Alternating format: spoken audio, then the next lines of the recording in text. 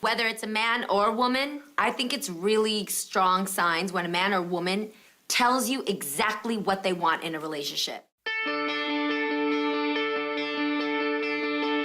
It's not just about you. I think that's so important because obviously this person is trying to court you. They're trying to impress you. They're trying to show you the representative of themselves, the best version of themselves. Pay attention to how they treat other people, and also how they act in not so pleasant situations. No, I was gonna say also, don't confuse romance with lust. You know, I think when a relationship is new, the energy is going and everybody's excited, but that's not necessarily the long-lasting romance that you need to make it work. I just want people, if you have been cheated on, it's not you, it's them. Because a lot of people, they always, you know, you hear the whole, Thank you for that. You know, I did everything. I was sleeping with them, I was cooking, I was taking care of them. Girl, it don't matter. It was not your fault. That was that person. And so move on, so don't beat yourself up.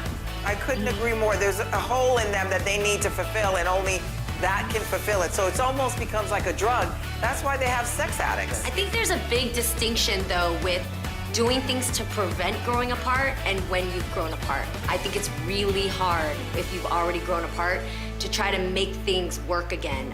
It's not impossible, anything can happen, and in Christ, I do believe God can do all things. But for me, if I've grown apart, like, if it takes people time. I almost sounded Italian. It takes the people a time.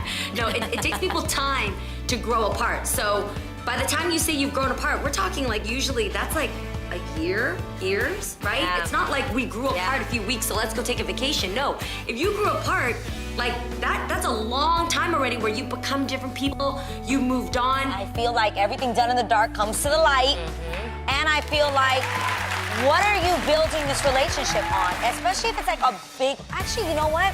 I disagree with this. I think the small lies count too. Don't lie to me about the little things, because then I want to know when something's really, when you're not proud of something, when something that you actually should lie about. If you lie about the small things, you're definitely going to lie about the big things. Interesting. And I personally believe the best relationships are built on friendships. And I think if you can't genuinely be my friend and love me whether or not this relationship is going to work out or not, then what am I even investing into this?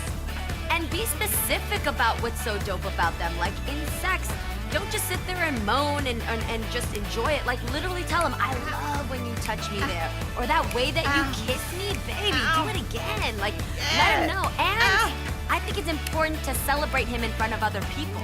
So tell him in front of his friends, like, what's so dope. You know, affirm him in front of people so that he know it. Even in bed, if you gotta let the neighbors know exactly how your man touches you and how it makes you feel, affirm him. Yes. And Adrian, make the passcode he has my for Israel. Instagram on his phone because what you said? He has my Instagram on his phone because my phone always dies, and I'll be like, I need to upload something, and a lot of the times I help him with his Instagram, so I have access to it on my phone. So we just go between each other's. I just think as you get older, you don't care about this stuff. But I think when I was younger, I did. And as you get older, you don't even trip no more on that kind of stuff. But if that's what you want to do, I wouldn't want to be in a relationship. I wouldn't want to be in a relationship where we don't have that sort of access to one another's. Garcelle, would you, like we're saying, as a mature woman, I feel like if you have something to hide in your phone, why am I in a relationship with you? Like, but you may not know that. But you may not know that right away. I don't think anybody's going to say that to you. But I think, I don't know. For me, I want to be able to trust you. So you have your phone, I have my phone. And like Lonnie said, what's done in the dark will eventually come out. And I feel like if you don't see a future with somebody, don't waste time. Let them be somebody else's future. If there's a saying that says, if I'm not in your future, take your hands off me because your hands is on somebody else's future. I'm someone else's future. And if you don't see that in me, let me be somebody else's blessing. I think when you love somebody, you keep the other things consistent. You need that as a foundation. And I also think it's important to have a vision together.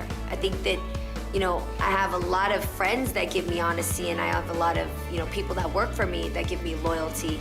And I think those things are important in a partner, but I also want to have a vision together. I want us to embrace each other as we grow and as we change, and what is our goal together at the end of it? Do we want to build a family? Do we want to combine efforts and you know, save the world in some way? Whatever it may be for you, it might be also just, you know, protecting each other's peace. Whatever the vision is, that kind of gives you something to work towards, and you guys celebrate it as you guys near your goal, you know?